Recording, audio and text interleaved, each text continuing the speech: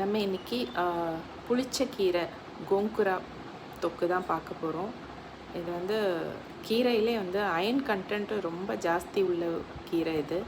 So இது வந்து அடிக்கடி செஞ்சு சாப்பிட்டா ரொம்ப நல்லது. இப்போ சீசன்னால் இது நிறையவே கிடைக்கும் அந்த கீரை. ரொம்ப சிம்பிளாக ஒரு 5 இன்க்ரீடியண்ட் வச்சு இந்த கீரை தொக்கு செஞ்சுக்கிட்டு நம்ம வந்து ஃப்ரிட்ஜில் எல்லாம் வெளியில் வச்சாலே 1 வீக் வரைக்கும் அது கெட்டு போகாமல் இருக்கும்.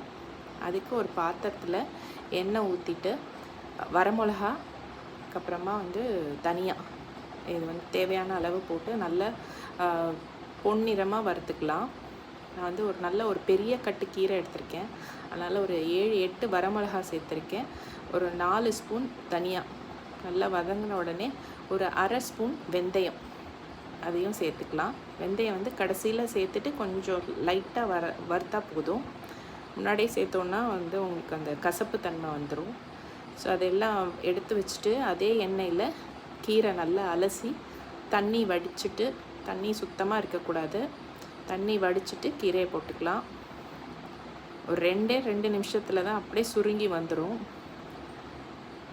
தண்ணி இல்லாமல் இருந்தால் தான் நம்ம வந்து கொஞ்ச நாள் வச்சாலும் கெட்டு போகாமல் இருக்கும். அதுக்காக தான் நல்ல தண்ணியை வந்து நல்லா வடிச்சிட்டு நீங்கள் இந்த டிஷ் பண்ணுறதுக்கு முன்னாடியே ஒரு 10 நிமிஷத்துக்கு முன்னாடியே தண்ணியில் நல்லா அலசிட்டு ஃபேனில் கூட காய வச்சிடலாம் கீரையை.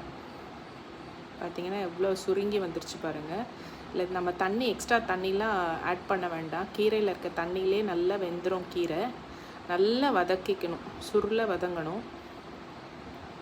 ஸோ இந்த அளவுக்கு கொஞ்சம் கூட வெளியில் தண்ணியே இருக்கக்கூடாது.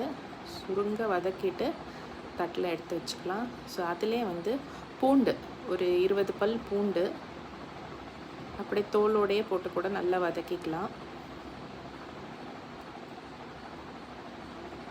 இப்போ நம்ம எடுத்து வச்சுருக்க எல்லாத்தையும் சேர்த்து வரமிளகா, பூண்டு, தனியா, கீரை அதெல்லாம் சேர்த்துட்டு உப்பு சேர்த்துட்டு இந்த மாதிரி மிக்சியில் அரைச்சி வச்சுக்கலாம். ரொம்ப சூப்பராக இருக்கும். இது வந்து சாதத்தில் போட்டு பிசைஞ்சு சாப்பிட்றதுக்கும் ரொம்ப நல்லாயிருக்கும்.